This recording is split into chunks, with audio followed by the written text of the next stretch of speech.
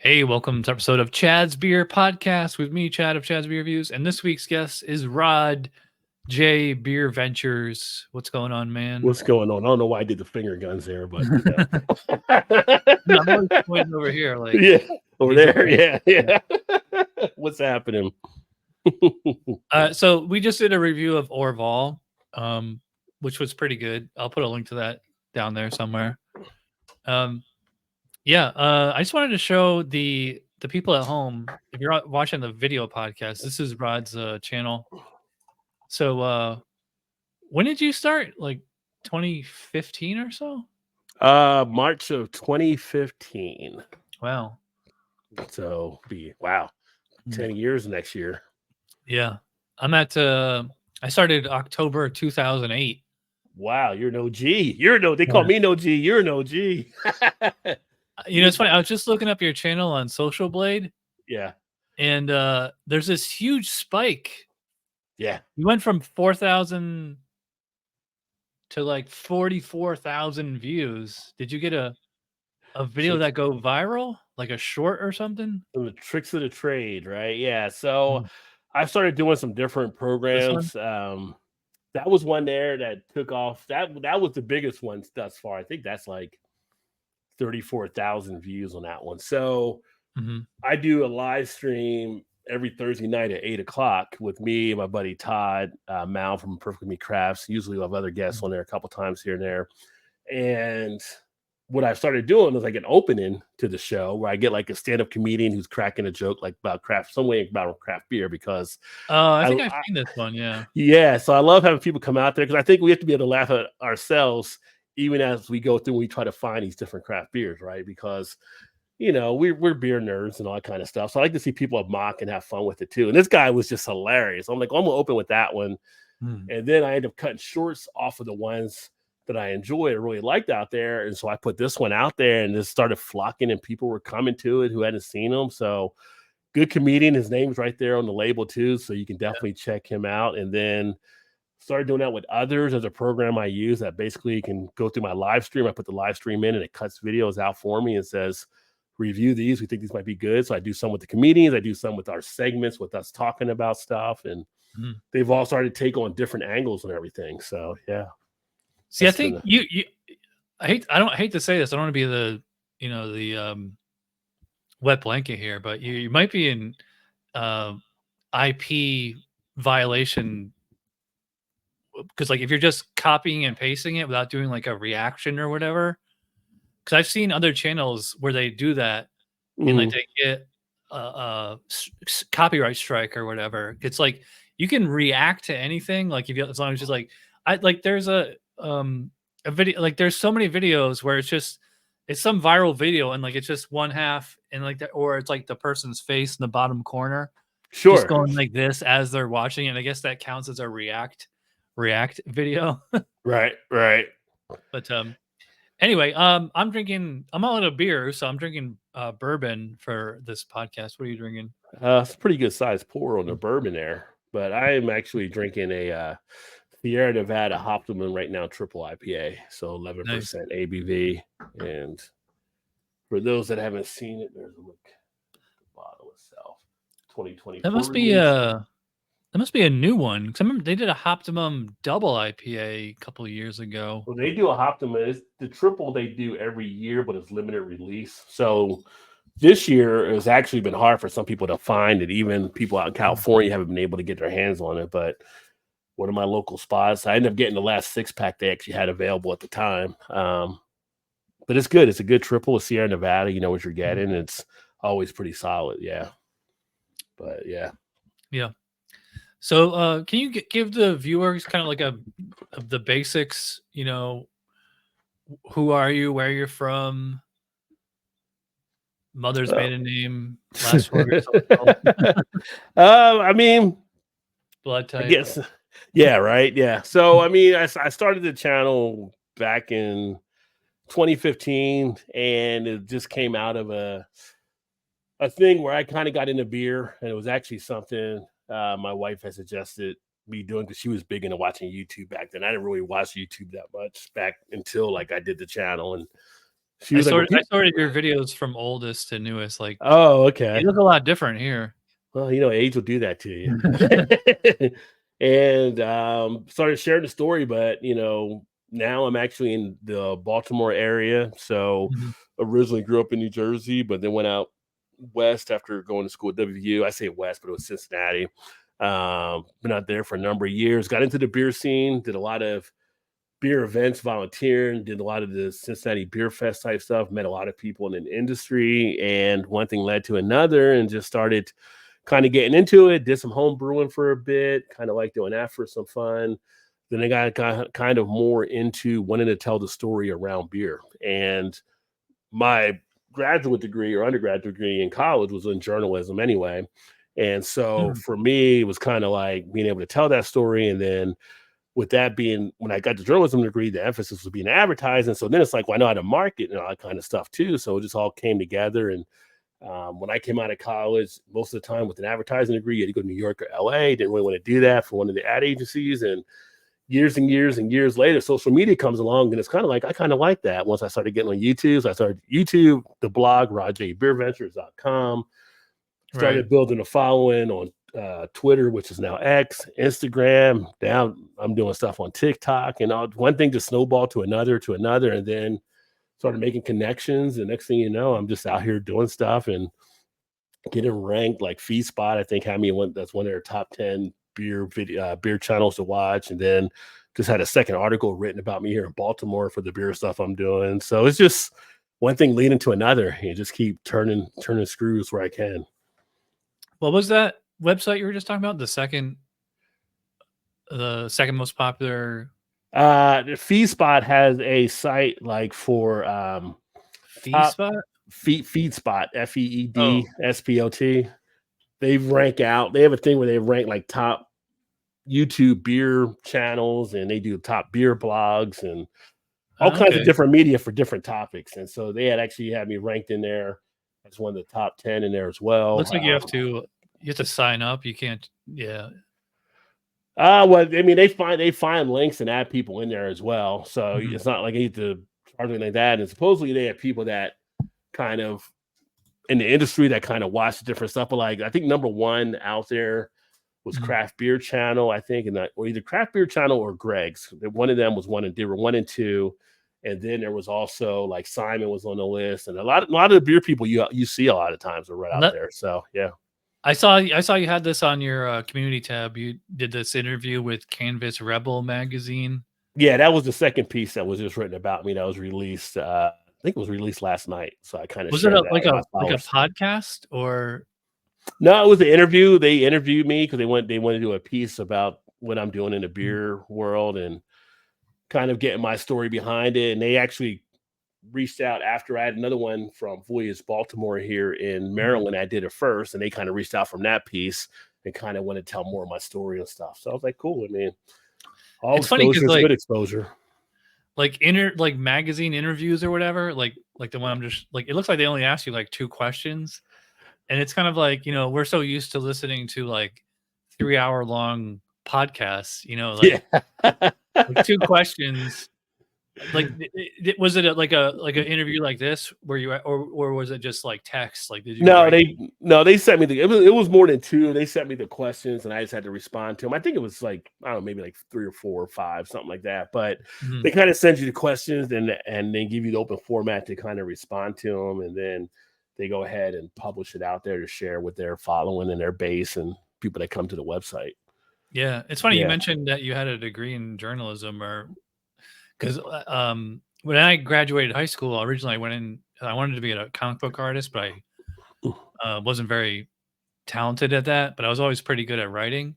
Mhm. So like I went to community college for art for like a year, and like I really stunk. And I switched my major to journalism, and I actually had like a talent for it. And after I graduated, I actually worked as a beat reporter for like 2 years. Oh, This nice. is in upstate New York, kind of in like this small county, kind of about an hour and a half from Albany. Okay. But yeah, I was covering like fire, police, stuff like that. It was kind of boring. I was still living with my parents at the time, and I was still working as a cashier at the supermarket on the weekends. Yeah. Well, journalism I doesn't had really pay the bills by himself until unless you get like to a big level. yeah. And I had like AOL dial-up. I had to get like Yeah, my own phone number in my room at my parents' house. yeah, Because remember like old AO like you had to actually connect your computer to like a phone line. You hear like that that yeah. scraping sound. Yeah, I almost at one point I considered upstate New York because coming out of high school, Ithaca was offering me a scholarship, partial scholarship, to come out there to do track and stuff. 'Cause I was a shot putter and a Mm. backup sprinter in high school. But I being in New Jersey growing up, I knew how cold it got up there in upstate New York, and I was like, no, just Yeah. not in my I'm not in my temperament to go up to that temperature up there. No way. Well, I mean, New Jersey and New York have very, very similar climates. I mean, Well, it's you only get cold, but you don't get the blizzards and stuff like they get up in that area with the snow. that's more like out by Buffalo and Mm, like on the Great Lakes, yeah, go. the lake effect snow, like Syracuse, like Ithaca, like that's pretty central, like on the Finger Lakes. It's funny, my sister actually lives not too far from there. Well, she lives in Binghamton, but Okay. anyway, yeah, it's funny. I've been I don't know if you've been noticed, but like because I used to do I mean I didn't call it a podcast at the time, but like a long, long time ago, like I would interview other beer tubers, but it would only be like 10 or 20 minutes, and I'd split it up into two different like a 20-minute video. I don't know if you remember YouTube like pre 2012 or so, like everything was limited to like 10 minutes or less. Oh, So like wow, okay. any video that went over 10 minutes like seemed like super long, you know? Or you have to split it up into multiple parts, you know? And like now like 10 minutes is like just getting started. Yeah. Yeah, back I then, like I think said, I didn't do too much with YouTube. I didn't know anything about YouTube back in 2012 really, so it was Mhm. yeah. I was Yeah, still what MySpace. inspired you to get on YouTube? Oh, my wife, like I was saying earlier, my wife was the one because she was watching YouTube. I wasn't, but she would Mhm, watch YouTube, and she thought I could come on here and do the beer stuff and share some of the stories, and mhm. people would be interested, which I thought at the time was kind of a silly idea because my thought process was if I'm not drinking a beer, why would I want to watch a person drink a beer? Right. But because I'm like, if you're going to drink a beer, I'm going to get thirsty. I'm going to want a beer. And if I'm at work or something, I can't have a beer. But Yeah. she was right. And it ended up working out. And I get people that even watch the channel, don't even drink. They just like to watch and just learn. And sometimes there's other half or spouse might be the ones that actually drink, or some just enjoy the entertainment because with the channel, I've taken it to a point now where I add not just the beer reviews, but like beer news, beer facts. And then on Thursdays, when we do the happy hour, it's kind of Mhm. more of an entertainment type show. We drink beer, but the beer isn't the main focus as much as kind of all the stories and the fun that we actually have on there that people come in and laugh and get ready for the weekend. Yeah. This is I did a live tab Hmm. and yeah, a lot man, you guys go for hours, like 3 hours, 4 hours. We There's one that's can. like 2 hours and 51 minutes. That's a short one. Yeah. So, do you have other beer tubers on there? I Yeah. mean I sometimes it depends. Usually it's myself, Todd, and mhm, Mal. We're kind of like the lead three, and then we'll have on occasion other people that I'll invite to come on. Like we'll have Dave on for Beer Front, the Alkanauts, and Shane's Craft Beers right there. Shane's Craft right. Beer Reviews joined us. I'll have other people spontaneously that'll be on the show and stuff. But Mhm. it's funny because we used to start the show at 8:45, and we wouldn't Right. get done till around 12:45 or 1. And it Yeah. was like killing me the next day. And Todd, who gets up early like I do, because he's in Indiana to go to work, he's in the same time zone. And so I was like, well, let me cut it back to 8 o'clock, then we'll be off by 11.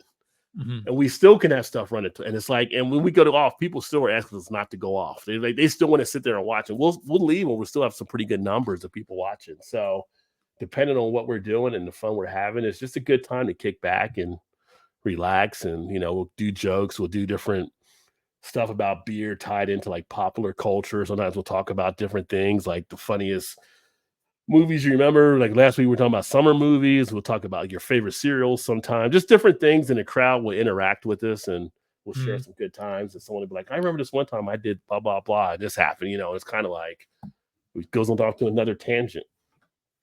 Yeah, it's funny, I was gonna say, that reminds me of I think the original whatever the version of that Joe. I don't know if you know Joe D. Oh, I've been on. Yeah, I've been on Joe's shows a good amount of Yeah, times. Yeah. he basically kind of pioneered that, virtual happy hour, virtual pub, whatever you want to call it. Because he was actually doing beer reviews before I was. Mm-hmm. Let me start this by oldest. He must have nuked some videos because this says 12. Let's see. So this says 12 May 29th, 2012. Yeah, he must have deleted a bunch of videos because I started in 2008 and I just remember like seeing him Mm-hmm. before I started. I'm gonna have to get him on the show. Yeah, Joe's a good guy. Joe, when I first started, I was seeing Joe and I would see Greg, and then I would see Simon. Yeah. And so I would talk with them after points too. I didn't talk with Greg as much as the other two, but like Joe became friends with out there and went up going to his show a number of times. And then Simon I talked to here and there in the chats kind of stuff. Never been on with Simon's show, but that got me into actually watching a lot of the UK type show, which is funny. When I first started YouTube, most of my fans were coming out of the UK. And I was telling my wife, like, I'm in the wrong country. Nobody in America is watching me. Everybody's watching me in England, but in America, nobody's paying attention to me. So yeah, that's how it is. You know what? Yeah. Actually, let me. If you can vamp for a sec, there's a Excel spreadsheet I want to show you. Or I don't know if you saw last year I was doing the top 20 beer tubers of the month, Mm-hmm. and then I did, obviously at the end of the year I did the top 20 beer tubers of the year. I keep it as a spreadsheet. Let me find it here. So I'm actually in the I'm going to do that tomorrow. It takes like an entire day. Like there's really no way to automate it unless you're like a master like coder, like if you know how to write code. Yeah. And also, I mean, like if you know socialblade.com, you can like interact with their what's it called? Man,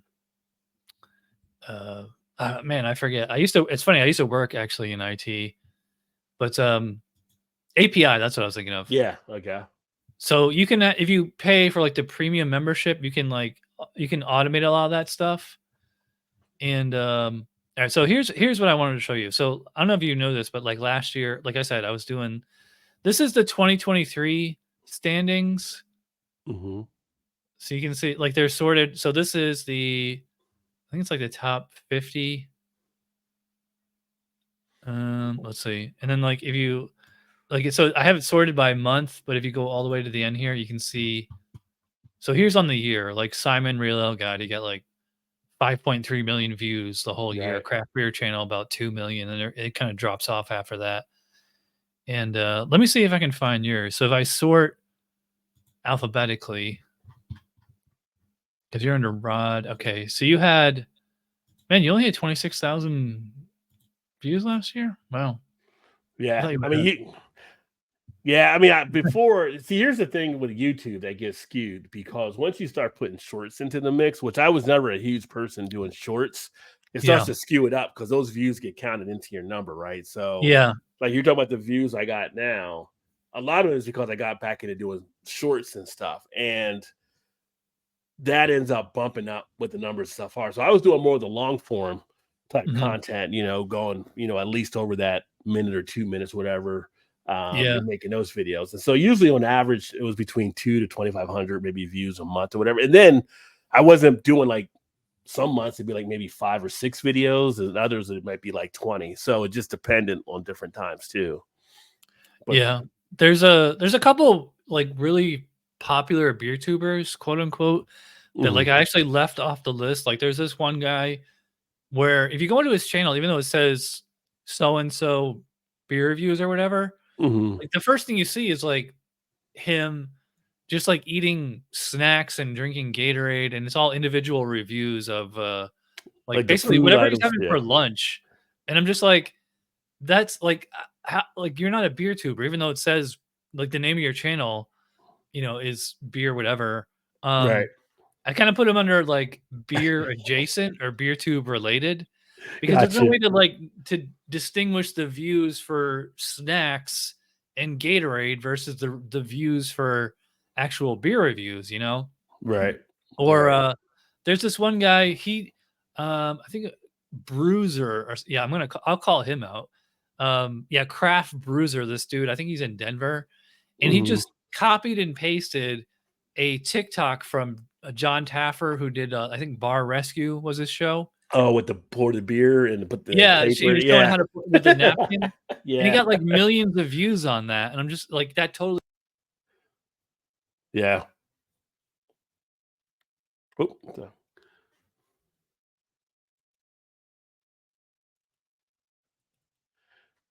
give me one. I can't hear for some reason. What just happened? What just happened? Okay, now I can Check, hear. check, check. Was Yeah, I can hear you now. Did you hit a mute button or something? Because I No, couldn't hear part of it. This Okay. this mic is, like, so sensitive. I just, like, hit Okay. the table a little bit, like, I've had this mic for, like, I don't know, since 2015. It's funny, like, when you started doing BeerTube, that's when I Yeah. got this mic, and it still works really well. And it's funny, speaking of mics, that mic that you have, I Mhm. had one. I don't know if it was that model. I don't think it was that model, but it was like one. It was definitely like the same manufacturer, like with the LED lights and all that. And Mhm. I had it for like a month, and it broke. Oh, no. Oh, no. And I ordered another one, and then that one broke. Oh, And no. yeah, fortunately I was able to get my money back on both of them because I bought them through Amazon. Yeah. I forget the name of the company that makes that one, Well, but this like I one go ahead, I'm I sorry. had it because, like, I don't know if you've seen my Tuesday Night Beer School, or, my girlfriend Christina, she's on, at least once a week, she's over here and we do a beer review together. Mhm. And, like, I needed a mic that was sensitive enough that would pick up both of our voices.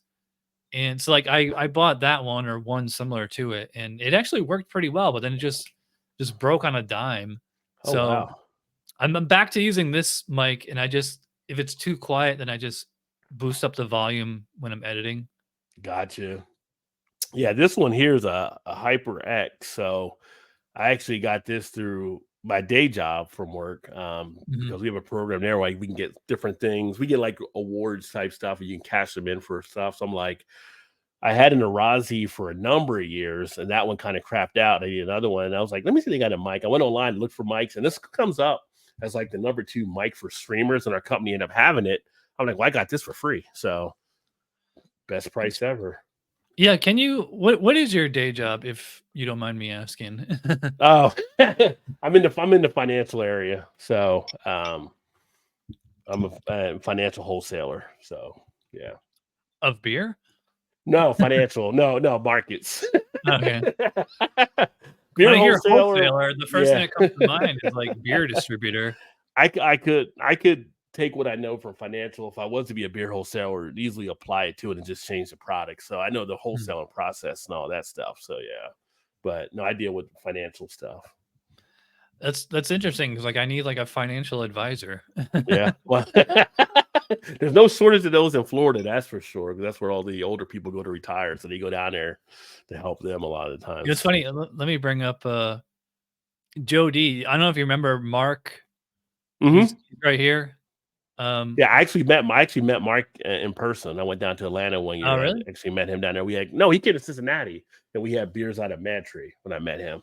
Yeah. I Uh, remember at the time, he said he was, like, a financial planner at. he is. Yeah, he's a Yeah. financial planner. Mhm.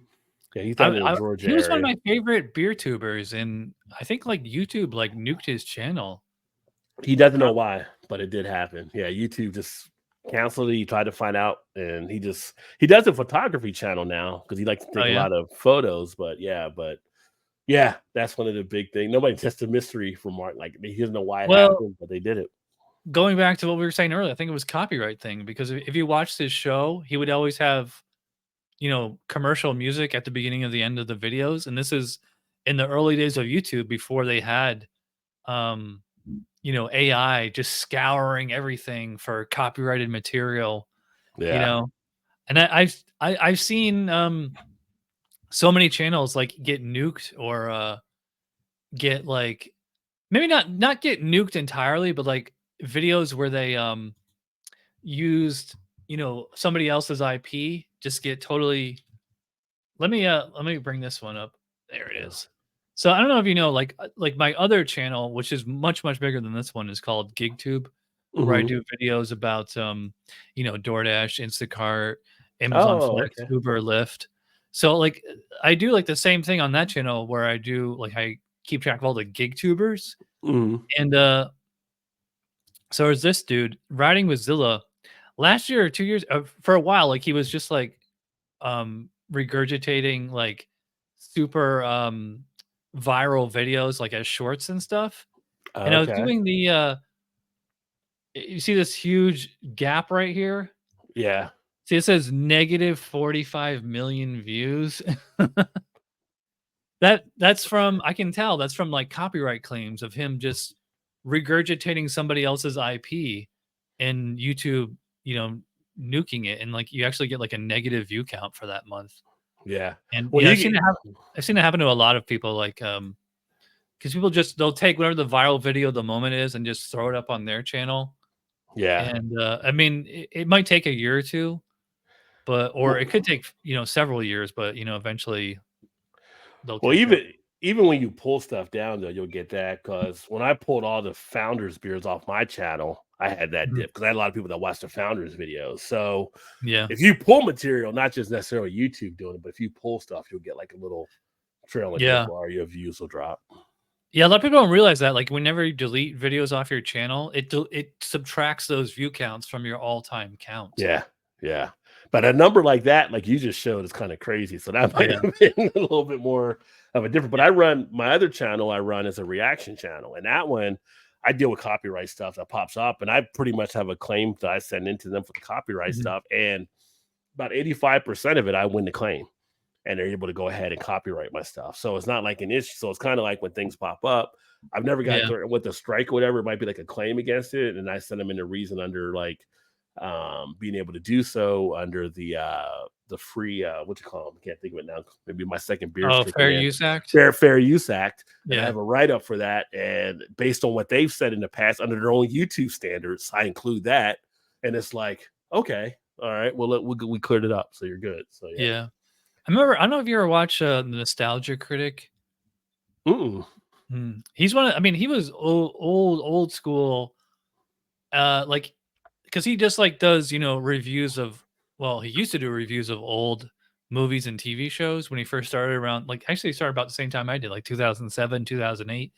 Mhm. And, I don't know if you remember Blip.tv. It was like an alternative to YouTube, kinda like Vimeo or one of those. Hmm. Um, because anything like if you were reviewing a movie and like you showed clips, even though you were critiquing it, or talking about it, like you would get like an automatic copyright strike. But Right. like Blip TV was like way better, like about allowing kind of like how Rumble is now. Yeah. Yeah. Um, I've actually got a Rumble account, but I never yeah. look at it as much. But I know some people have went over there, and I'll get emails occasionally from Rumble, like, "Hey, your video's this or your video's that," and everything. But I really like kept up on it. That's funny. I haven't like I have my Rumble account set up to like anything I post on this channel, it just Mhm. automatically posts on that channel. Right. That's how mine is. But I haven't even checked mine. I don't even know where my here it is. Yeah, this thing hasn't updated in like 6 months. Look at this. This is my Rumble channel. I have 3 followers. And the last video was from 6 months ago, and it's like it's supposed to just do it automatically, and it's like, I don't know. I guess if you don't sign in, who knows? Like it's not that I really care. It's like I kind of like having a backup like just in case Right. my channel ever got nuked. Plus I save all the videos are saved on I have like these Oh external yeah. hard drives. I, I I was should gonna really say get some that's got to cloud be a back. lot of space for you there, though, right? Like how I much? know you need like 5 terabytes. Yeah. Are you a tech guy, like or a computer nerd, or I do it from time to time. I actually just popped in some more RAM into the computer I'm using right now. It was an old one, I had 12 gigs. So I got a new chip and put it up to 16 gig of RAM. But I have a more recent laptop over here, and then behind me on that screen, there's a desk. There's a laptop over there as well. So I've got like 3 computers plus a tablet around uh, here, and so yeah, I get in. Plus, I got my work computer here too. So yeah, I'm always got like tech around me. It's kind of like whenever we go on a vacation, I got to grab a laptop or a tablet to take with me. So yeah. Yeah, I wish I could show you I got a computer on Amazon last year, and it's like this big. Oh, okay, like a little one, like a little box type thing or whatever. I think Yeah. I've seen some. Okay, yeah. It's like you can actually screw it onto the back of the monitor. It's nice and wow. quiet, you Yeah. know. Yeah, it's funny how the technology has progressed, because I used to have like those huge tower, hard drives. Like you have like I haven't had a CD or a DVD player in like, I don't know, almost 10 years. Yeah. Like I don't even watch physical media anymore. It's all just Netflix and Amazon and YouTube. Well, some of the laptops don't even have them built into them anymore. But the one I have here on the computer still has a DVD drive, but the Surface I use for work doesn't have it. My other Surface doesn't. But like I'm to the point now, like I'm doing this here as one monitor, and I feel handicapped from it because when I go to work, I have 3 monitors. I have 3 different monitors that I actually have in front of me, which is awesome. And you know, if you don't have 3 monitors, you're like, that's kind of crazy, right? But if you get them, you will be surprised how quickly you become used to them. And when you don't have them, you're like, I need more monitors. So it's like one of the guys I watch on Saturdays is Nick Niminen. I don't know if you watch him for Niminati and some of the stuff he points out. Oh, he's like a YouTube influencer or whatever. Yeah. So Saturday mornings, he does his live from like 9 to 12 in the morning.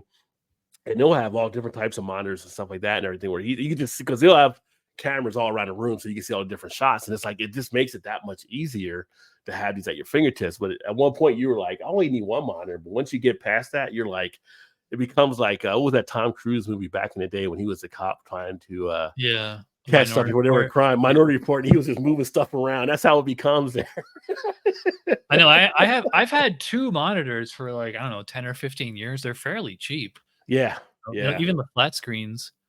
I don't really need a third one. But anyway, we're talking about tech. It's supposed to be a beer podcast. So let's kind of get back to the beer stuff. So are you a home brewer? Not anymore. I did some light home brewing. I guess you can say it was more the extract type brew when I first did it for a couple years, and made some beers. And luckily, knock on wood, they all came out actually pretty well. And I would take them in to my day job, and I would give them out to some different people to try. Everybody loved them. They still ask me if I'm going to start doing it again because they really enjoyed them. But it was like, when you start getting into this, you have to really choose a lane that you want to focus on, as you probably know, right? So it's kind of like, I don't have the time to homebrew and then be able to want to do the video stuff I want to do, telling the story and reviewing beers and going around doing stuff. So I kind of just put that aside. When we moved out here a couple of years ago, I got rid of all the home brewing equipment and everything, and just kind of like, this is where my main focus is going to be. I want to be the one to tell the stories, going back to like fill that void, like when we used to have like Michael Jackson actually telling the stories around beer. Like there's great opportunity for someone else to kind of be out there, or a bunch of people telling a story, because Michael Jackson was so good as one person. It probably takes a few of us to actually, come together to make one Michael Jackson, By the way, by Michael Jackson, I assume you mean the British guy. Yeah, not the guy with the white glove, but the British guy. Yeah. I think this is one of his first books, Michael Jackson's Beer Campaign. This is kind of like the I forget what year this is, but it's funny. It's basically like his style guidelines, or like just like breaking down the beer. Let's see. This says 1993. So I think he had some books in the 80s. Before he died then. Okay. Yeah. Yeah. So right now, like behind me, I'm kind of finishing through the beer Bible. With the beer Bible is an interesting read anyway, because you don't have to read. I have that one too. It's different sections, but yeah. There you go. Yeah. So going through that. Here it is. Now, I think I have the second edition. Is yours I think yours is or is it the first edition? Let me see here. Yeah, it's the second edition, 2021. Yeah, this might be the first one, I guess. Oh yeah, it says right there. 2021. Yeah, volume 2. Yeah, this is the first one there. But then I also have like the beer Bible. Actually, the beer diet. I had the author on the show earlier this year. We talked about that one. I've had M. Salter on the show before, so I got her array of pints here as well that I'm reading through that. And so try to get the knowledge put in. And that's one of the things there too. You were talking about some of the people being beer adjacent, and this is like one of the things I think I might have talked about in the interview. It's kind of like, for me, when I'm in, I'm all in. So it's kind of like, if I'm going to tell the story of beer, I wanted to make the beer because I want to get that feeling of what it's like to actually make the beer. If I want to do the research on stuff, I want to be able to talk from a spot of actually knowing. So I put in the time to research, and I think that's what helps me to grow as a channel, because I think people start to notice the difference. Like if you turn into a beer person and they're just a basic, oh, this beer is good, and that's the end of it. Basically, you're not like, well, this person isn't really a beer reviewer, right? They're kind of just like a beer person drinking beer, or a person just drinking beer. Or if you turn in, they're like doing Lay's potato chips, or that when they're not really doing. So it's kind of like, when people watch my channel, I think the thing that helps me succeed is that they actually know what to expect, and they know that they can feel authentic about it, that I put the work in. Like, I get stuff at like stopped at beer stores, talking to people and like recommendations, and I kind of give a breakdown of stuff, and they're like, sounds good to me. And they go and they buy that beer. I tell you need to put me on payroll because I can sell any of these beers you got. Like, and it's just, I pour myself into it. That's funny. I've actually considered getting a part-time job at Total Wine, just like what you were saying. I don't know if you know Mike versus Beer. He's huge on TikTok. No, I have not seen Mike versus Beer yet. TikTok is my newest thing. I just got involved in that in the last few months, really. It's funny. He's so big on TikTok. He makes Simon look like nothing. Really? Yeah. He has like a ton of followers over there. Yeah. Let me bring this up if I can. Here we go. It's weird using TikTok on the desktop, but so he has 171,000 followers. See, they only show you the likes. They don't show you the view count, which I would love to know. I actually had him on my show a few months ago, and actually he's been on twice. So yeah, he basically posts like a 1 or 2 minute beer review like every day, and he also cross posts it on Instagram. Okay. And I'm on TikTok too, but like I just post my archive shorts every morning there. Like I don't post any new material to TikTok. I probably should, but I really don't like the format, because like it's just meant to, it's after that like short attention span, 60 seconds or less thing. Like at least that's how YouTube Shorts is. TikTok, you go up to 15 now. Is it? Yeah. So I've actually put like the purpose, though. I put like 8 or 9 minute videos on there, and people will watch them. But I think it's still more. That's something that's come along over the last year, I believe. But it's still more the shorter thing. But when I run my clips off of my videos, I'll put those over on TikTok as well, because I can take my regular video and go ahead and get it cut into a short, just a regular 5-minute beer video. It'll pick up the hottest points of it, and I'll run that on TikTok, and I'll run that on Instagram and Facebook Reels, and I'll drop a short off of it, and that'll drive stuff too. I went to your YouTube channel, and I clicked the link tree, and then on the link tree, I clicked the TikTok link, but it's saying couldn't find this account. So you might have a wrong URL in there. Let me search. Let me take a look here. Whoops, it just came up. It did just come up. Okay. Yeah, I don't know. Unless they kick me off, I don't know. All right, so you got 700 followers. Yeah, it is clear 700 today, I think. It must be fairly new. Yeah. It's funny, like I'm kind of like post and ghost on TikTok. Like first of all, I don't really get too many comments at all to begin with. So, but like I know like TikTok is like super addictive. So like, I have it on my phone, which it's kind of pointless. I should probably just delete it, because I just basically just post the short every morning, and then I don't even check it until the next day. And it's funny because like a lot of my shorts, like they'll bomb on YouTube, but they'll get huge views on TikTok. Here, let me show you what I'm talking about. Whoops, that's not it. Sorry, just dead air here. All right, so here, this is my channel, Chad's Beer Reviews, obviously. So like, look, you see the last 2 shorts that I posted only got a handful of views. It's like the Hofbrau Oktoberfest beer, 17 views, and I posted that yesterday or yesterday. But then if we go to my TikTok channel, the exact same video, almost 1,200 views. Oh, wow. Same thing Yeah. with the one from this morning. This one has 1,135, and the one it had like 16 last time I checked it on YouTube. It's very weird how it'll bomb on one platform and go shoot to the moon on the other. I don't get it. I mean, I think it's really, it's tying into how the algorithm is presenting it, I think, out there to folks, and then how folks are, picking it up, like on like the shorts that I just had released. Like, I just did one talking about, I just released it earlier today. It was like at actually I think it was like 8 o'clock when it came out.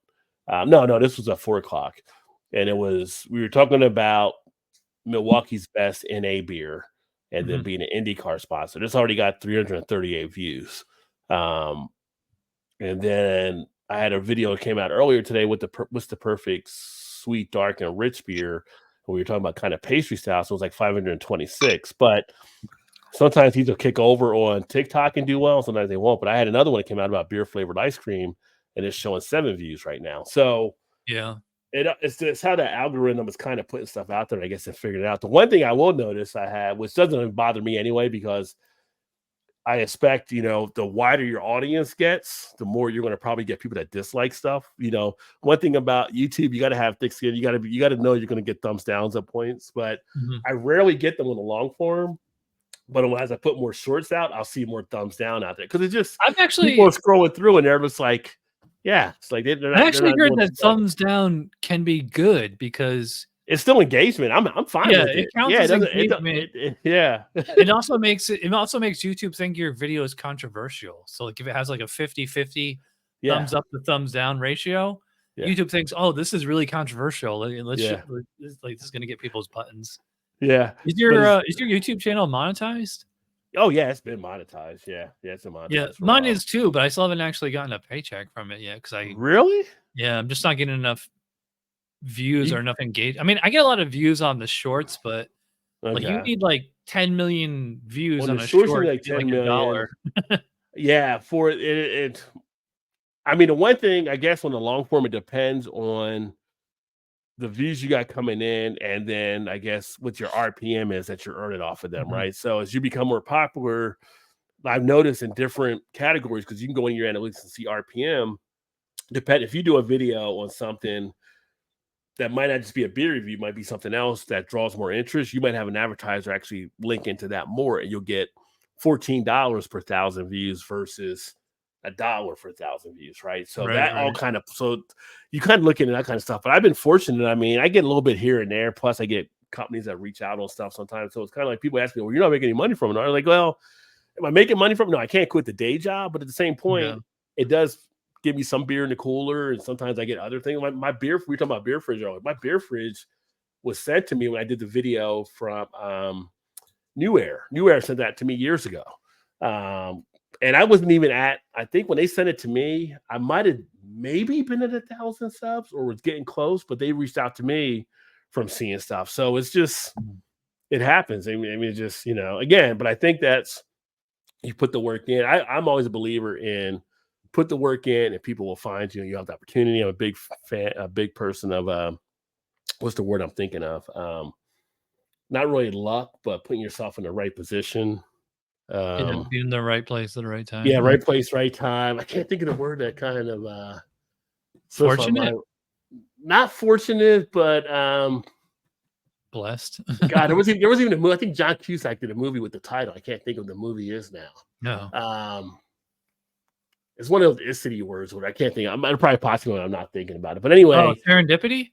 Serendipity. Yeah. Like I'm very serendipitous in that. So it's kind of like I get some people that are like, you see some guys that'll ask me stuff, and it's kind of like, well, I did this, and they didn't send me anything. I did like, they don't have to send you anything. Like if you're coming out with that attitude, they're not going to send you anything because you're just trying to drive. When I go out and I do it for the story of it. I do it because I'm enjoying it. I do it for the passion of it, and with my people that watch, I'm honest about it, so they appreciate that. It's authentic, right? And so if a company's looking at your channel, they see that authenticity, and then they're like, oh, okay, this might be a person we want to work with. But if you're out there trying to fake it, yeah, they're going to notice that and stuff too. It's like nobody's going to do this to try to get rich. I mean, unless you're Mr. Beast, but one of those guys like that. Have you ever seen that Polish guy, 𝒂𝒅'𝒛?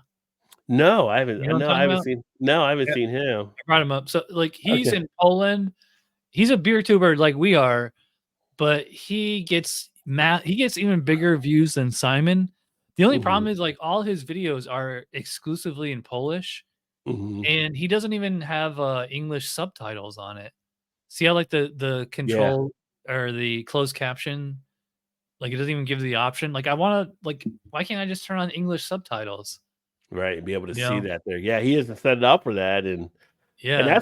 that's one thing I've noticed over the years with YouTube. Depending on what country you're in, here, kind of in America, in the U.S., we have so many options, whether it's TV, streaming, YouTube, whatever. And in some countries, like my friends that live in England, you got to pay like a certain crazy thing to watch TV there. So a lot of them watch YouTube more, right?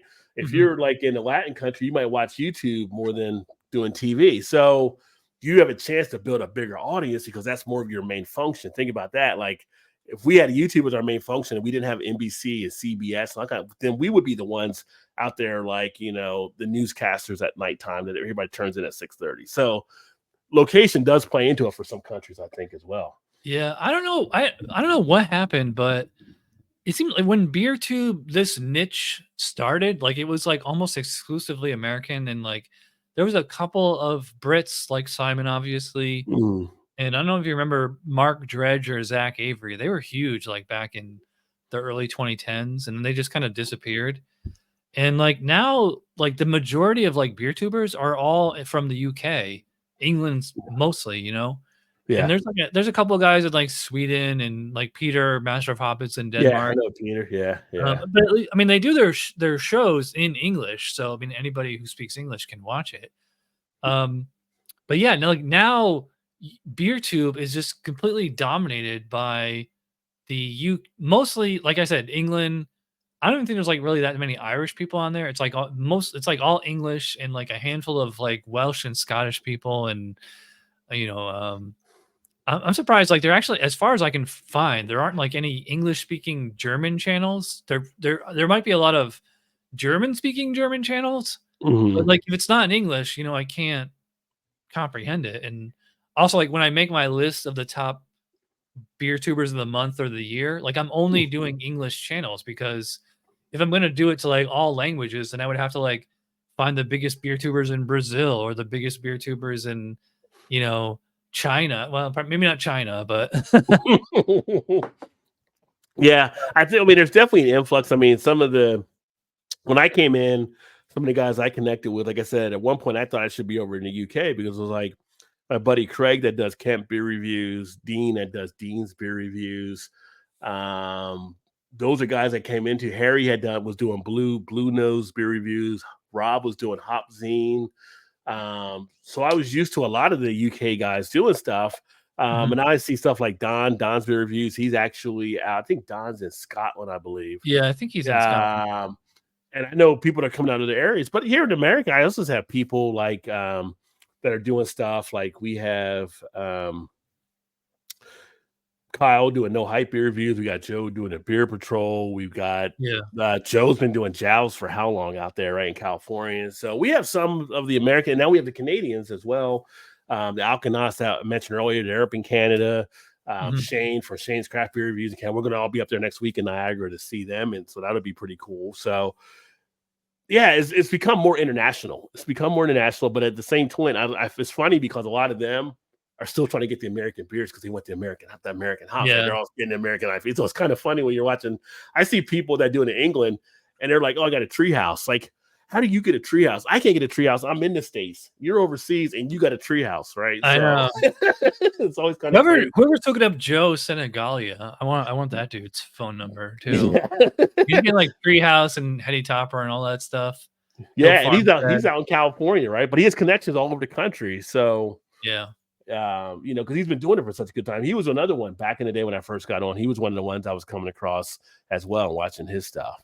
And being Joe's being a probably gamer kind of guy, him having all the arcade games, I'm like, yeah, I'm gonna watch this guy and see what he does. He had all the arcade games there, which was pretty cool. Oh yeah, I love that. I have the remember the Super Nintendo and Nintendo Minis that came out like 10 Mhm. years ago?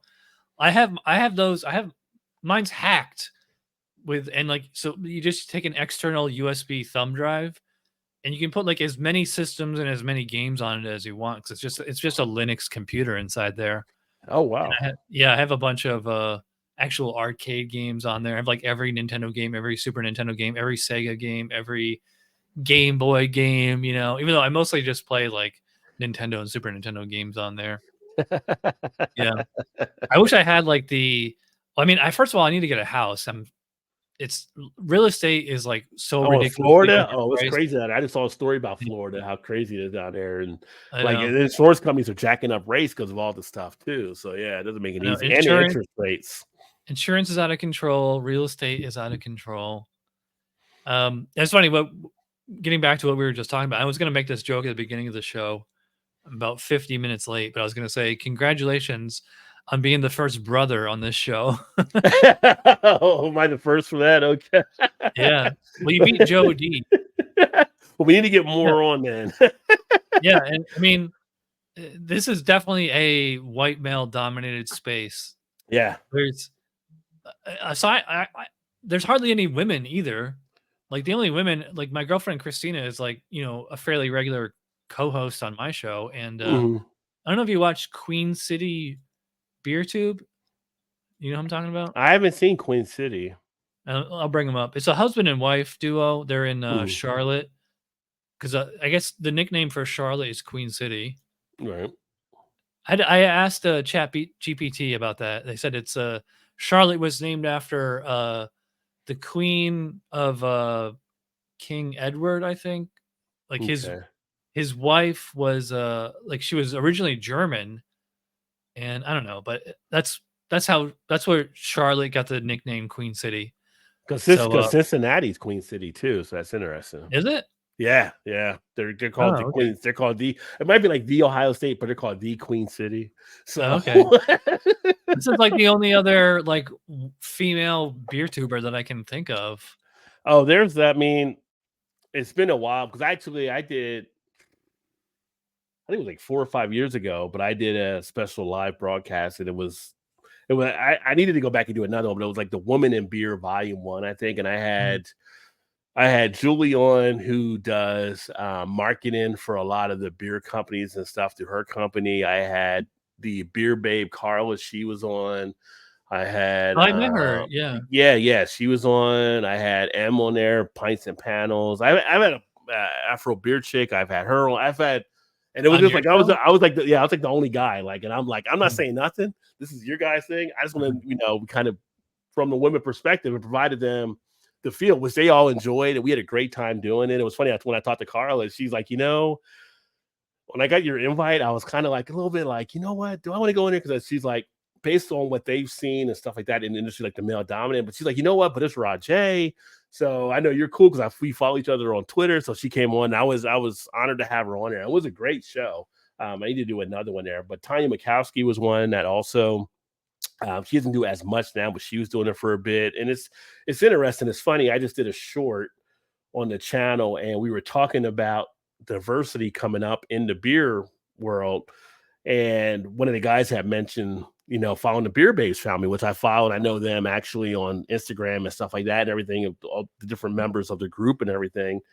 And I got like a comment that came in from a guy and he's like, well, if you guys say so, but all the women beer that I've had has been shitty or whatever. I'm like, dude, like seriously, like you can't generalize for any girls. I've been thousands of beers later. I've had bad beer that might have been from a woman or a man. It's like it's not a general type, and it's just like you still see people making those comments out there, and it's just like most Mhm. people don't even understand the historical aspect of beer that your first brewers were women.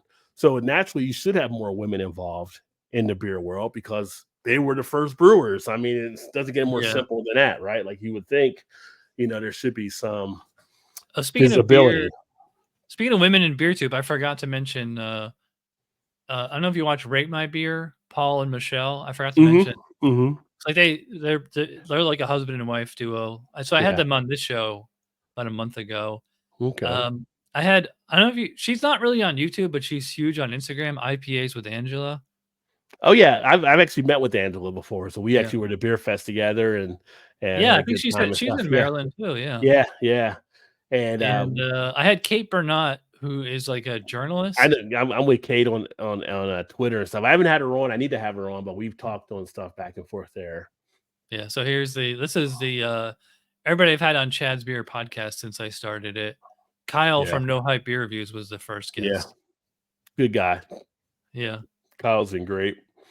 Yeah, it's funny. Like when they had all the stuff come out about the um, women issues that took place a couple years ago. I don't know if you remember all that stuff. And like Rap Magnet was kind of doing like I would talk with Rap Magnet all the time, Brianna, on all the stuff that was happening, and she connected me with stuff because I actually had a video with one of the women that said she was harassed by one of the brewery type things, and she came in and told her story. And I had checked with, Brianna, like, how do I do this? Blah, blah. And she gave me some different things, but she's like, she was, appreciative of being able to share those kind of stories out there. So they're definitely out there. Wish You Were Beers, another channel on YouTube. That's Daniel and Tiffany. So his wife's on there with him. She does stuff around beer.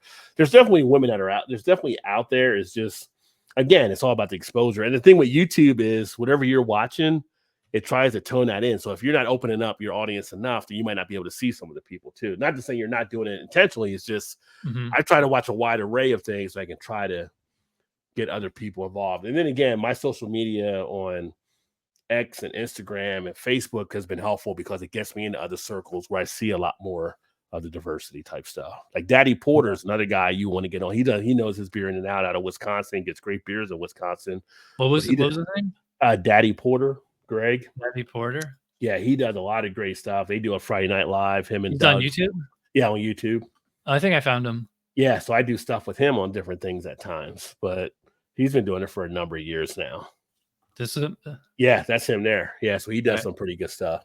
I just subscribed to him. And he's actually pretty big on having like a lot of the women on his show and stuff too in beer. Cool. Yeah. It's funny, like we mentioned Treehouse and Hill Farmstead a while ago. And I had Simon from Rail Ale Guide on last week, and I was saying, of course you've heard of them. They're both of those breweries are considered like one of the best breweries in the world. But if you think about it, it's kind of amazing that outside of Massachusetts or outside of Vermont, why would these breweries why would they be among us household names? These are must-have breweries, but they're so small. You can't buy their beer in stores. You have to actually go to the brewery and wait in line. Yeah. It's kind of like how do we know that? I mean, you're familiar with Treehouse, you're familiar with Hill Farmstead, and I'm sure you've had at least one of their beers. Oh, I've had Treehouse. Yeah, I haven't had Hill Farmstead. I don't think I've had Treehouse. Yes. But it's like on your wish list though, and it makes no sense. Why would this small brewery that does barely any distribution, Well, that's the lure of craft beer, and the part of, I guess you could say, Jonah and our white whale, right? Trying to find these beers, because depending what circles you're floating in, you'll hear about stuff and they'll be like, oh, you haven't had Pliny the Elder? And it's like, no.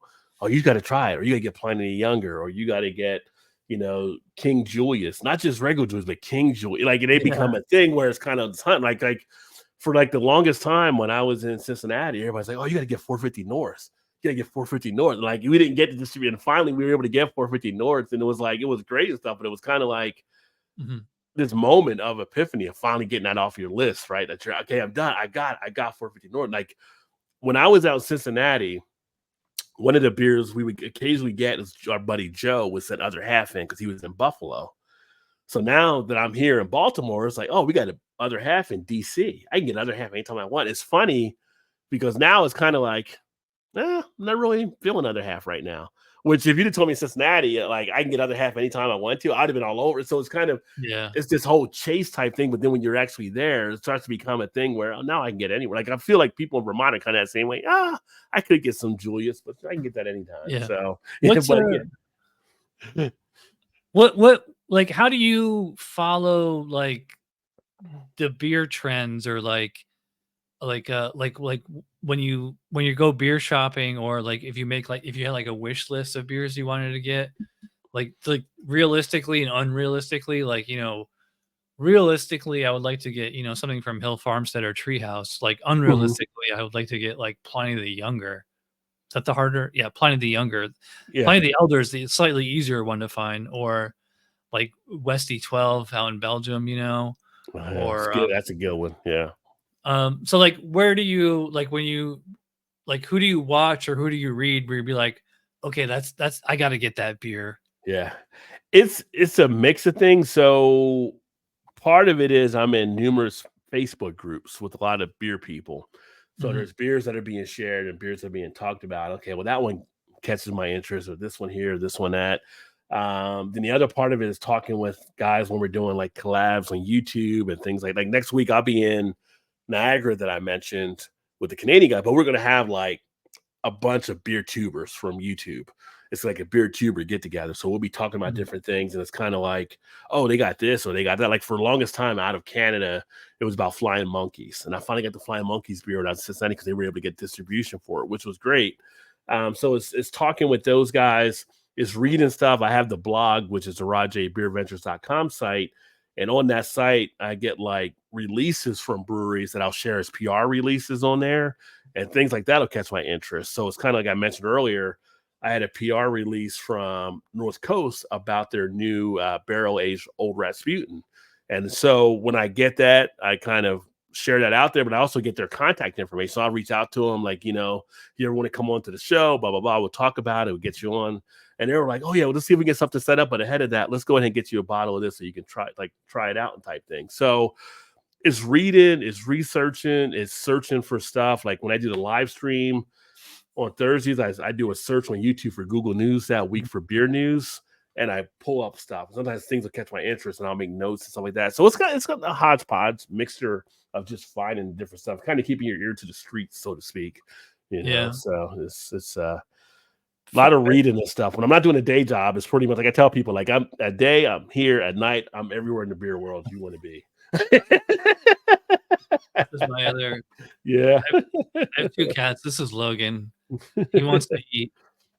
Logan wants to be on camera too, so yeah. No, he wants to eat. He's like, "Where's my dinner?" In a half hour, dude. We have an automatic feeder that goes off at 10:00. Well, Yeah. I have to fill it up at 10:00, but, But um I say I think a key is I feel like you want to set yourself up with some type of system that you can follow and maintain. That's not overburdened, right? So it's mhm, kind of like don't try to kill yourself. Like people ask about social media. When I did this and I started launching stuff, I would share stuff to Facebook and Instagram. I use this to Tumblr. And it's kind of like make sure whatever you share to you can manage, and then just keep going from there. And then again, serendipity. You start building stuff out. You're getting people's attention.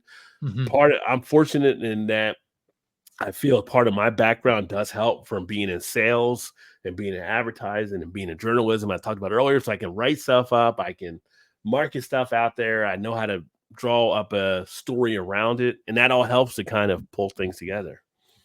Yeah. I was gonna say, like, I used to be, like, huge into, like, beer trades and stuff like that, like, 'cause, Mhm. like, this channel is basically you can divide it in, like, 2 halves, like, the first half is, like, the Albany years, because I started this show when I lived in Albany, New York, and, then I moved to Florida in 2015. It's funny, right when you started your show, and, like, when I was in Albany, I was, like, on all, like, the Beer Advocate forums, the Rate Beer forums, basically, like, and I don't know if you remember, Beer Geek Nation? He doesn't make Yes. videos Yeah. anymore.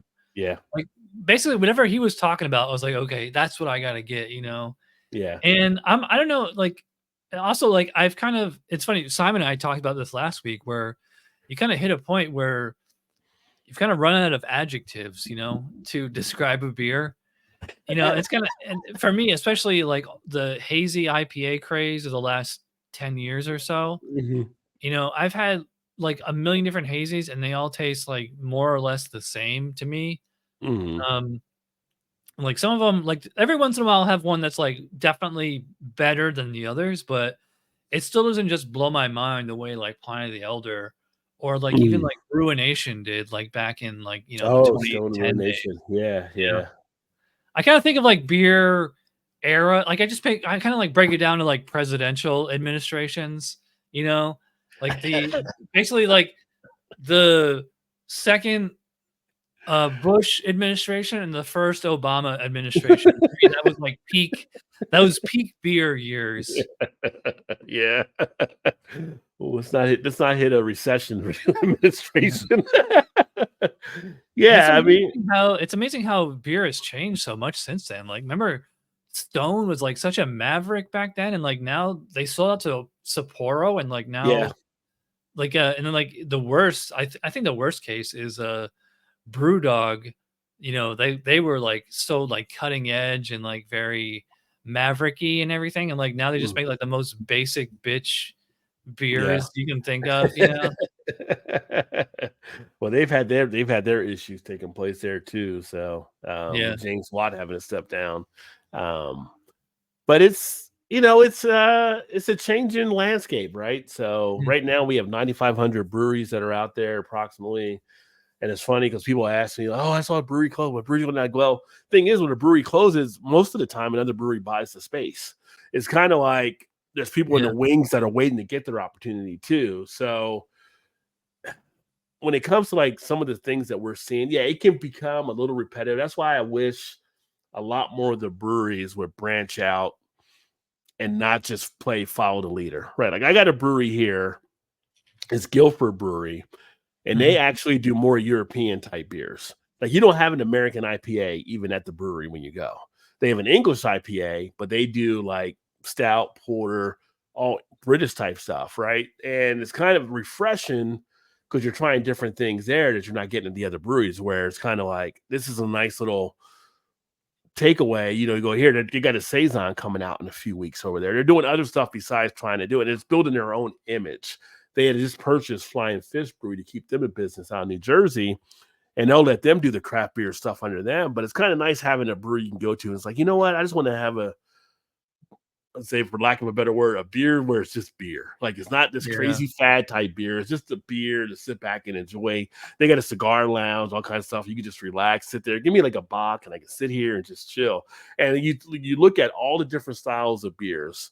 Why aren't more people doing Rouse beers? Why aren't more people doing Keller beers? Why aren't more people doing all beers, right? Like you got all these other beers that are out there. Everybody's stuck in like these few styles. There's so much opportunity that people could be enjoying, and it becomes a thing. Is it because breweries are afraid to because people are asking for IPA, or are people just asking for IPA because that's all they know is IPA? Yeah, right? It's the chicken and the egg thing. It's the chicken and the egg thing. It's a paradigm you're caught in, right? But have some breweries start breaking that paradigm. Start breaking it and see what happens, Like one of the breweries I enjoyed in Cincinnati was Braxton Brewing.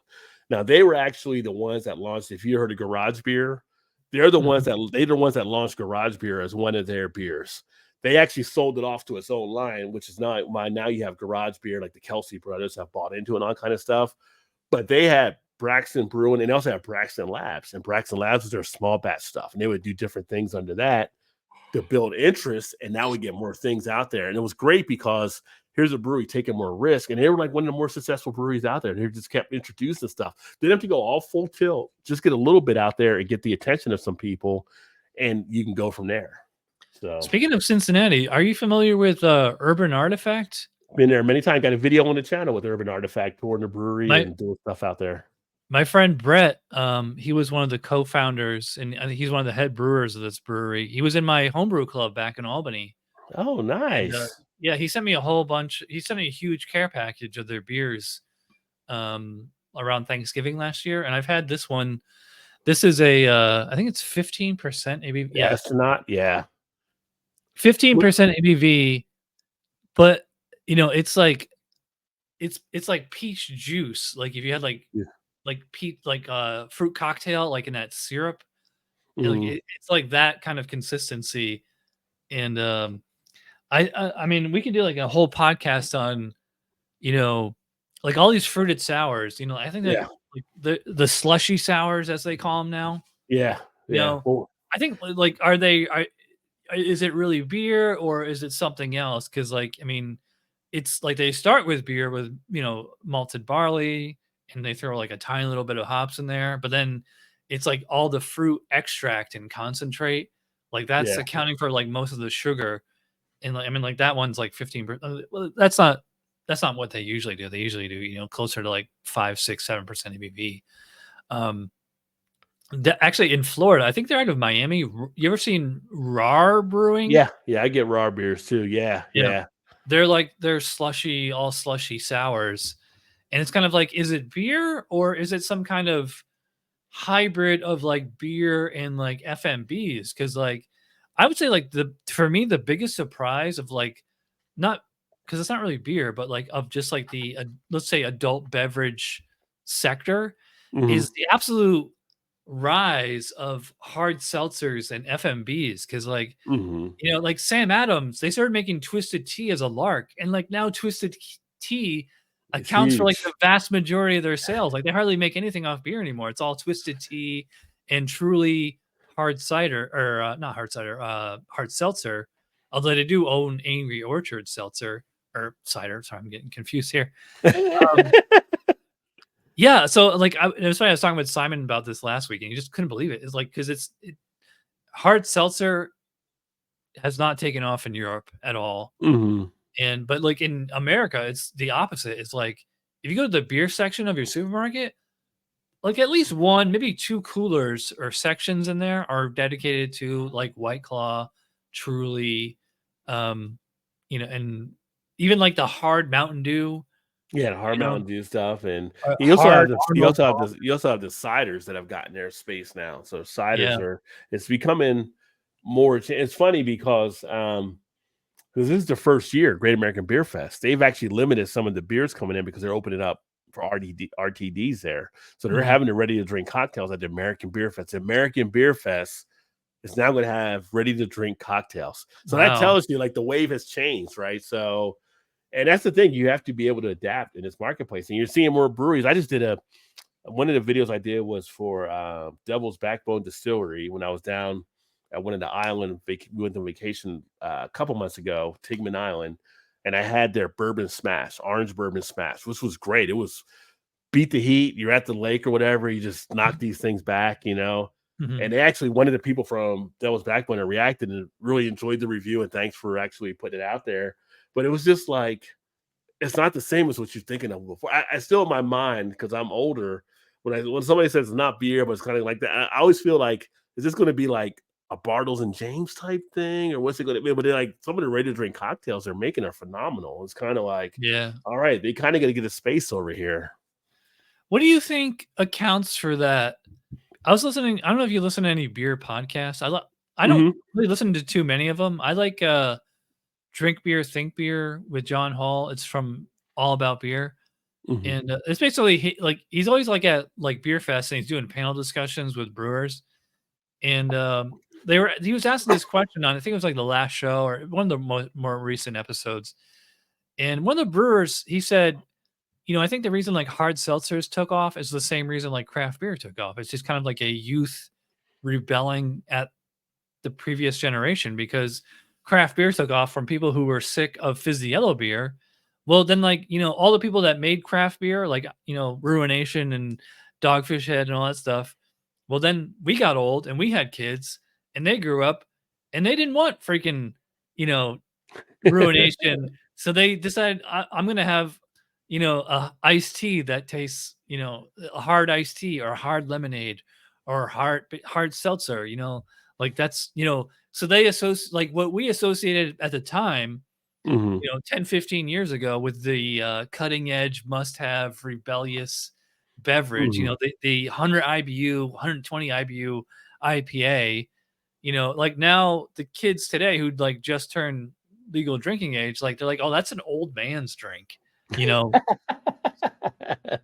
Well, I think maybe subliminally each generation tries to find their own thing, right? So Right, right, it's right. kind of like, growing up as a kid and seeing our parents or even grandparents drinking Millers or Schaefer's, whatever it may be. You may have Mhm. tried that at one point. You're like, oh, I don't like that. When craft beer came along, you got on board with that. But part of it too is kind of the knowledge base has changed, right? Some of the young people, the millennials, the Ys or Zs or whatever one we're into now, they've kind of picked up things over the period. They're like, oh no, I don't want the gluten, I don't want this, I don't want that. And so it's made seltzers more attractive, just like it has with some of the ciders. So there's a knowledge part of it where I think some of them are more health conscious. We see a lot that with some of the younger generations, or a lot of them are more, I don't say necessarily vegan, but they might have more vegan dishes or maybe more vegetarian dishes. They try to cut out a little bit better on stuff. So they're going to be more drawn to something along those lines. And the opportunity is there for these places to actually capitalize on all these different breweries or cideries or whatever like that. Even like meaderies are cashing in on some of the audiences they're able to grab, because it becomes a thing there. So I just think it's kind of the knowledge and the generational aspect of, we want something of our own, right? Like we want to have this, like, being a Gen Xer, craft beer is definitely something that's us for sure. Cause we came in when microbrews were in the 90s and they came up and then they failed and then they came back with craft beer. And you're like, wait a second, if that microbrewery would have been 10 years later, it would have been selling like crazy, right? Because we remember those kind of things. These young ones are now being tied into all these other ones that are not that. And maybe that's why we're seeing a rise of slushies, right? Because they might want that little sweet taste, like as an adult Slurpee or whatever it may be. So you're seeing different aspects of that. So it's kind of interesting just to see. But I think they're trying to find their foot in, and then also some of the health conscious, so to speak. I mean, you're drinking, so you're not being fully healthy, but you're saying, I want a better alternative, right? And the other thing is too, just like in some areas of the country, they're seeing some of the THC drinks take off, right? Because they want that alternative rather than alcohol. If it's legal there, they're doing that. So it might not be that that they genuinely like it. It's just kind of like kind of lost my train of thought. But I was going to say, one of the things I like the best about being a beer nerd is that we have, compared to wine, we have so many more. This is the latest style guidelines. Oh, I got this. I don't get the latest, but I got that too. Like we have like so many variety, like there's so much nuance to beer. Like think of like styles that are very close. Like take like a Kolsch, a Dortmunder, a Helles lager, a German Pilsner. Like if you just went up to strangers on the street and they would probably like, these all taste the same to me. But like you and I, we could probably distinguish the differences between them. Yeah. And that's what for me, it's one of the things I love about being a beer nerd. I saw you mention BJCP on your show a few times. Are you BJCP certified? Not BJCP certified. I studied a lot of materials. I never got into it because I didn't really do the craft brewing as much.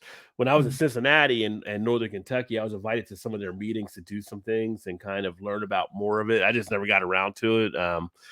And without me homebrewing, it's kind of like, I think I mentioned to you before, I'm probably going to go ahead, and I know you did already, like the certified beer server exam, just to have something out there, right?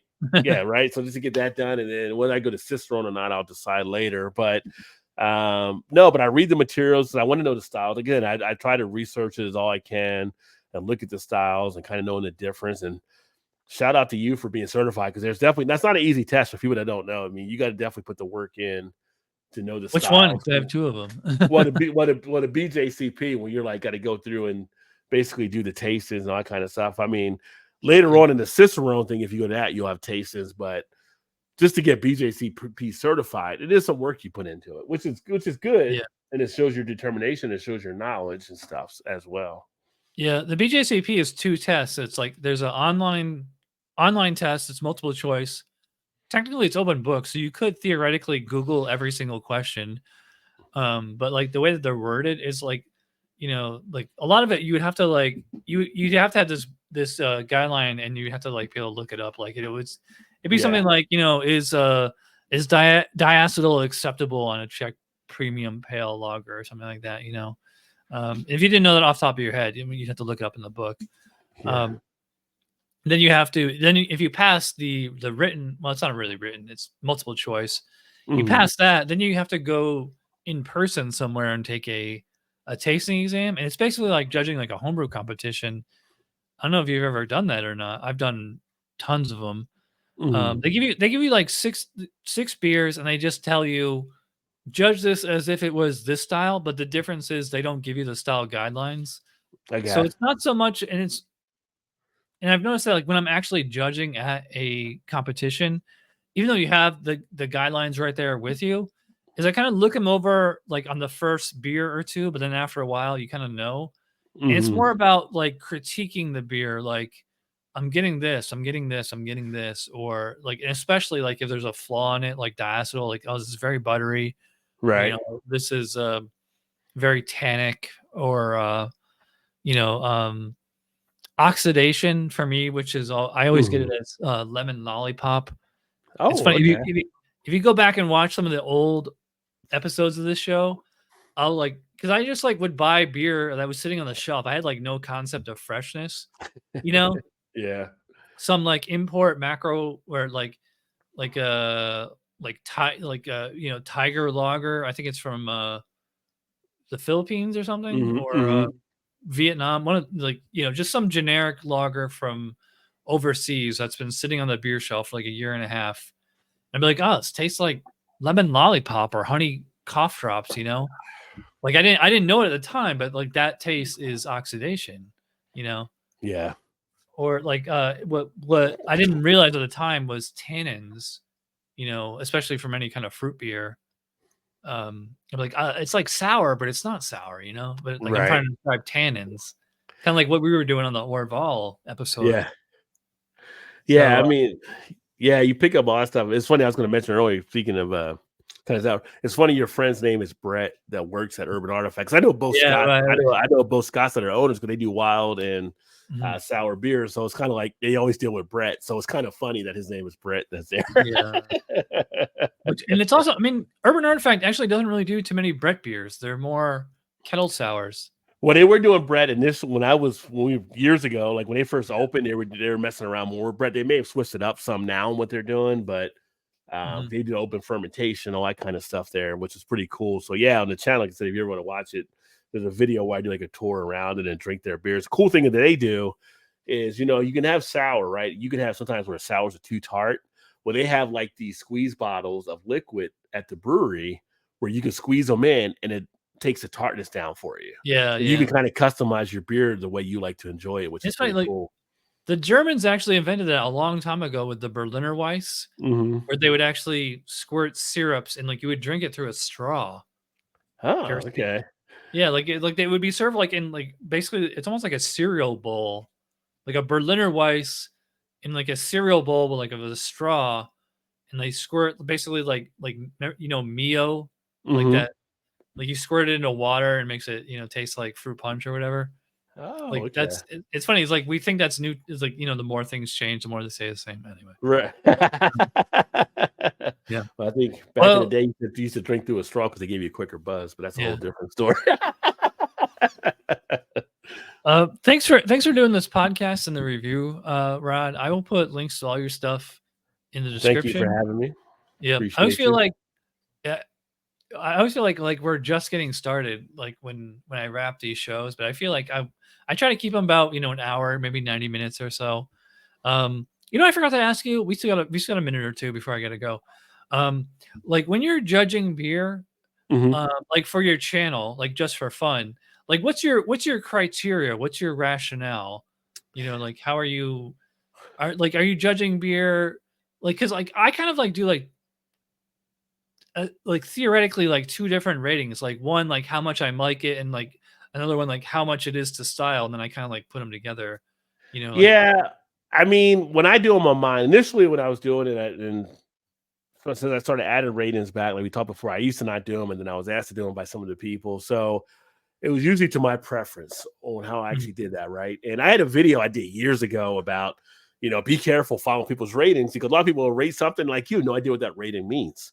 They just throw a number at you, right? And yeah, so now what I'm doing, I just started this on more upcoming videos, is doing a little bit more of the BJCP, kind of looking at the flavor, looking at the appearance, the aroma, the overall, everything that you would kind of do is you were judging it and kind of giving a breakdown that way. So if I'm saying, I'm going to look at the taste on it, well, that taste might weigh 1 to 12. I think this is like a 10. It's got everything there. I wish I had a little bit more of this, a little bit more of that, blah, blah, blah. And then overall, then I get like a score that can add up to a 50, and I just put a decimal, right? So if it comes up to 45, well, I give it a 4.5. But that's to my personal preference. I can have like this Optimum triple IPA, which I think triple IPA still isn't an official BJCP style, but no, it's usually 10% or more, right? And they'll start saying triple and stuff. That could be like a 5 as far as a triple IPA, but to me on the taste, for my personal, it might be like a 4.5 because it's not something I'm going to sit here and throw a bunch back. It's not something where I'm going to get crazy about it or like that. Everything it's good, but it's not like to a great level where it's kind of like, oh my God, I got to get more of this. Like in all the thousands of beers I've done on Untappd, I think last time I checked in on Untappd, I might have been over 7,000 beers or whatever. That's only since 2015, folks. That's not counting all the other years before that. So I got like probably Wilt Chamberlain numbers on beers, but I still only have probably about 10 to 11 or 12 that I've given 5s to over that period of time. Because it has to be just that phenomenal to stand out. And I gave it like one, I think was like the Ballast Point when they did the Victory at Sea. That was one of the best. That was the best ultimate like Imperial Porter I've had from anywhere. It's sad that you don't get to see that anymore, but that old Ballast Point Victory at Sea was solid. I had like a double IPA. Yeah, it's so good. It's just so smooth. I had a double IPA from Mantry Brew in Cincinnati. It was their Galaxy High. I'm a big fan of Galaxy hops, and that one just blew me away. And so I've had a few that were there.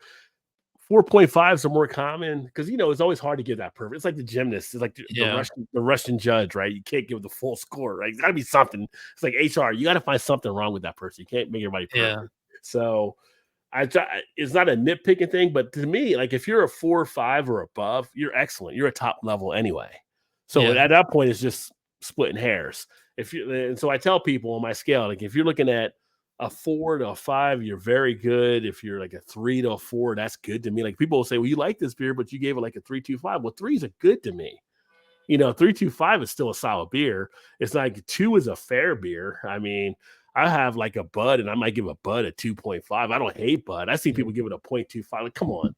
It's not a 0.25 for a Budweiser. Obviously, you're making beer that's lasted this long, but I try to be fair and everything like that. Now, I've had some beers that are like a 0.75 or a term. I won't say their names, but it's just like, dude, this is like wet cardboard. Don't even give this to me anymore. But anyway, but those are rare. I come across stuff like that. There's definitely like a difference between the mechanics of brewing, or like the objective stuff of just like, I mean, basically, like as long as your beer is not like infected, like wild yeast, bacteria, DMS, diacetyl, stuff like that. I mean, after that, it's just kind of like a matter of taste. I mean, it's really fun to argue taste. Actually, let me show you my channel here. Speaking of Bud, because on my show on Tuesday night beer school, we're going through all the BJCP styles and we're reviewing commercial beer to spec, and we did American Lager about a month ago, and so we did review Budweiser. If you review Budweiser to spec, I mean, you're reviewing the individual bottle or can that you have in front of you, but if you're actually judging against those guidelines, I mean, it's going to score at least a 40 out of 50. Right. Unless it's like super old, there's no reason to give it anything lower than that. I mean, that's the guidelines are written around that beer. Yeah. So I mean, it's like you might not like it, but it's to score it to spec is a little bit more objective. Like my girlfriend Christina is really good about that. It's funny. Last year at Christmas, we did a bunch of Christmas beers for the winter seasonal style. And one of the beers she absolutely hated, but we're reading the guidelines and she gave it like a really high score. I think she gave it like a 45 out of 50, which is like world class. And she's just like, as soon as we were done, she's like, oh, just dump this. I can't drink it. It's so gross. She's like, but it is a really great example of the style, Yeah. that's what makes a good beer judge. Yeah. And the good thing is, if you're going to do it, anybody that does the rate, I always tell is make sure your audience knows, right? Like if you're going to rate the style, just like your audience, like, I'm rating to style. It might not be my thing, but if I'm looking at a style of the beer, this is right on point. I'm just not I'm not a huge fan of shandies. I can drain pour a Leinenkugel with no problem. But if you ask me, does it match up to the style of shandy? I will tell you, yeah, this is a shandy beer. It's just not my preference to actually enjoy them. They're not something that's in my wheelhouse. Well, that raises a good question. Is shandy beer? Because it's I would consider shandy a cocktail because it's beer blended with like fruit juice or soda or something, You would think it'd be one of those new beer cocktails, right? Like they're always pushing, right? But yeah, I mean, but they got the style. Original FMP. The style, yeah, right. Yeah. All right, I gotta go. I'll get you out of here on this. I asked everybody this. What is the plural of Guinness? The plural of Guinness? Yeah. I don't think there is a plural Guinness. I think Guinness is just Guinness, right? Yeah. I don't think there is a plural for that. It's Nobody knows the answer. It's either Guinness or Guinnesses or Guinness-I. Yeah, I was gonna say I just think Guinness is one of those words like for Yeah, like if you went to a animals, yeah. bar and you said like, "Hey, give me 3 Guinnesses," that sounds wrong. But if you said, Yeah, "Hey," 3 Guinness, they know yeah, to give you 3 beers. I don't think yeah, there's a plural for Guinness. yeah. I am in Baltimore, and I do have the Baltimore Guinness here, so I can actually ask them, and I will check back with you to let you know. All right. Well, thanks for doing the show. I'll put links to all Thank your you. stuff. And if you ever want to have me on your happy hour or whatever, just let me know. Yeah, definitely appreciate you having me on and stuff, and keep you posted on that for sure. All right. I'll see you later. All right, cheers, everybody. Cheers. I'm out of bourbon. That I was just a got big the bourbon whiskey glass. stones.